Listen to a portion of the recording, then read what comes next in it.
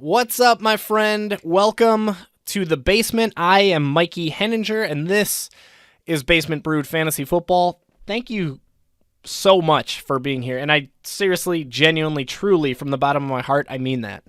You are literally here. You are helping me live out a childhood dream, and when I say that, I absolutely mean it. Football has been an obsession of mine since I can even remember. Literally one of my earliest memories as a human being is way back in like 1994, where I had to be 5 or maybe 6 years old.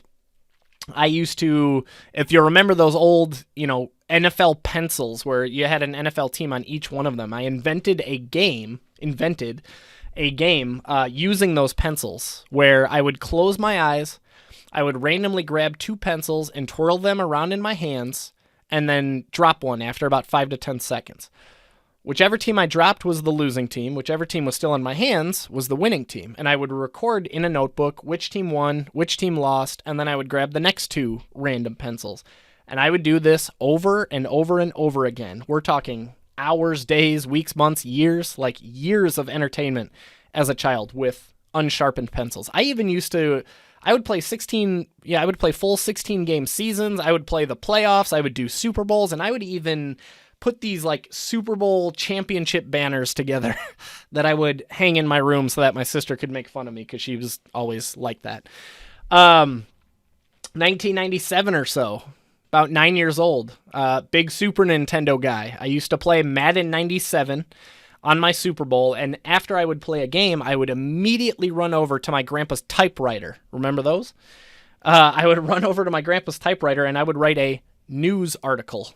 On the podcast, I just did air quotes because who writes a news article at 9 years old? But, I would write down, statistics and who played well and who didn't play well. I would do a game preview for what to expect next week in the game, all from playing a game of Madden on my Super Nintendo. I'm telling you guys, I was obsessed. 2006 or so, or 2003 or so, I was about 15 years old. I met my best friend at the time, who later became my best man. We met each other because we discovered that there's another individual on this planet, another person on this planet that has a notebook, or 2 notebooks, chock full of Madden statistics, where we found a spirit animal just like ourselves that would play a game of Madden and write down every single statistic and MVP award and coach of the year and transaction. And not just for games played, by the way. We did this for simulated seasons where we would be a general manager and just conduct roster moves, the draft, trades, signing free agents, etc. And we would write down every statistic, every award, every transaction in a notebook. And when I found that other individual, it's no surprise that he eventually became the best man at my wedding. And I'm proud to say, by the way, that we still do this. We still play Madden and keep all kinds of statistics. I am proud to say that we did graduate from a notebook to a shared Google Sheet now that we both have families and we can't just stay up till 7 in the morning every weekend drinking Coke and eating Doritos, playing Madden together. 2006, that same best friend invited me to my first ever fantasy football league. This is when I'm about 18 years old. I knew absolutely nothing about fantasy football, never played before. My first ever draft pick was Arizona Cardinal Edgerrin James, which was way different, by the way, than Indianapolis Colt Edgerrin James. I knew nothing about fantasy football. I thought there were 10 rounds because you have 10 players, right? 1 quarterback, 2 running backs, 3 wide receivers, 1 tight end, 1 flex, kicker, and defense, right? So I thought there were 10 rounds. So I drafted a kicker and a defense in the 9th and 10th round. At least I did that right, where I drafted them late, even though that wasn't correct. And I thought I was done after 10 rounds. So I was completely shocked when my best friend called me in the 11th round and told me that I was back on the clock. So not only was I surprised, but I panicked entirely and drafted, like anybody would, a fullback. And not just any fullback, give me some credit. I drafted Mike Allstott, who, great football player, one of my favorite football players of all time, not a great fantasy football selection, but I used my 11th round pick on him anyway because I couldn't think of anybody else. So, needless to say, that draft did not go well. The start of the season did not go well. I started 0-6. I jokingly changed my team name to I'm Rebuilding in a redraft league where you can't rebuild. And then I discovered the waiver wire. And we were in a 10-team league, so you could get some pretty good value off of the waiver wire. 8-team league. Sorry, we were in an 8-team league. So I discovered the waiver wire. More importantly than that, I made a blockbuster trade for Steven Jackson, who went absolutely bananas in the second half of that season. I finished on a 7-1 tear to finish 7-7. I snuck into the playoffs as the 4 seed, knocked off the 1 seed in the first round, and then somehow, by the grace of God, knocked off the 2nd seed in the championship game, and somehow managed to win the whole damn thing with a team named I'm Rebuilding. So, needless to say, an absolute obsession was born from there. And I discovered dynasty leagues, and I entered so many redraft leagues, and I discovered best ball and DFS. Fast forward to today, as far as the resume goes, right? I've won several best ball leagues, dynasty leagues. I've won cash contests on DFS. I've taken down a couple tournaments on FanDuel, which is always a really cool surprise when you see that happen. I even won a March Madness style, I don't even know how to explain this thing, but it was a March Madness style fantasy football league. It literally had 64 teams in it. The first, I think, 8 to 10 weeks or so were regular season that played for seeding, and then the final 6 weeks or so, it was literally a March Madness style tournament where you win and you advance, and I ended up finishing first out of 64 teams in that thing. So, but it was only recently that I started taking this a little bit more seriously as an analyst.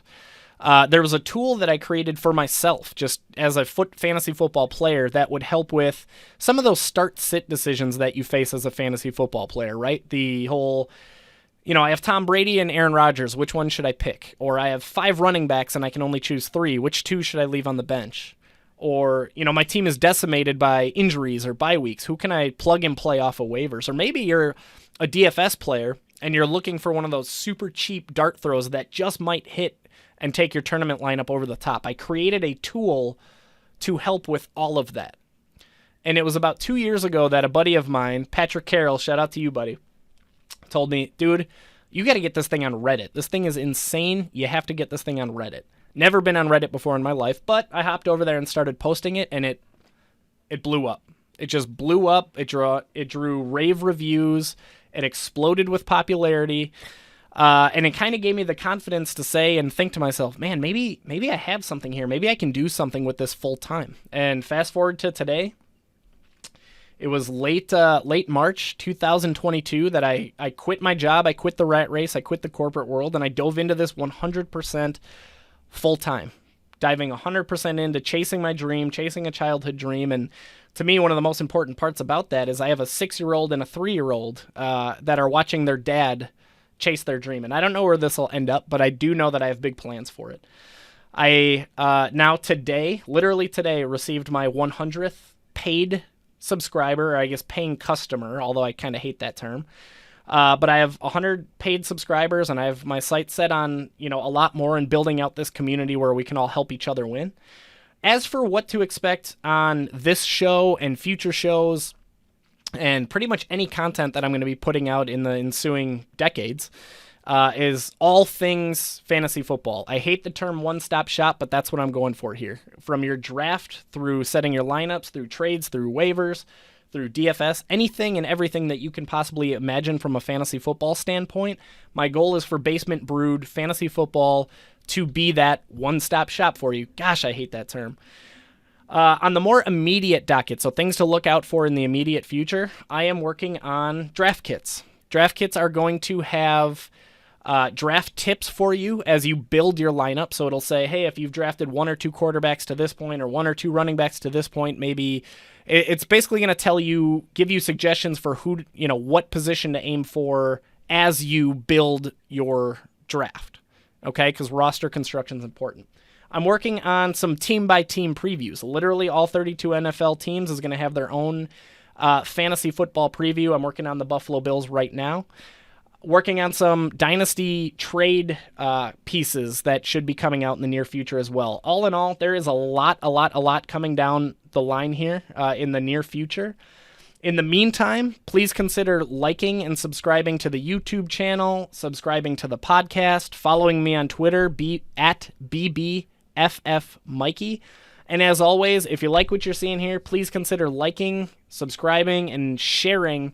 Of course, sharing with all of your non-competing friends. But I promise you, the liking and the sharing and the commenting, it sounds so silly and meaningless and trivial, but it goes so much further than you might possibly think, not just from helping to build this standpoint, but from a confidence standpoint. So please consider following on Twitter, liking, subscribing, sharing, and I hope that you enjoy what's coming down the line because we have a lot of it coming for you.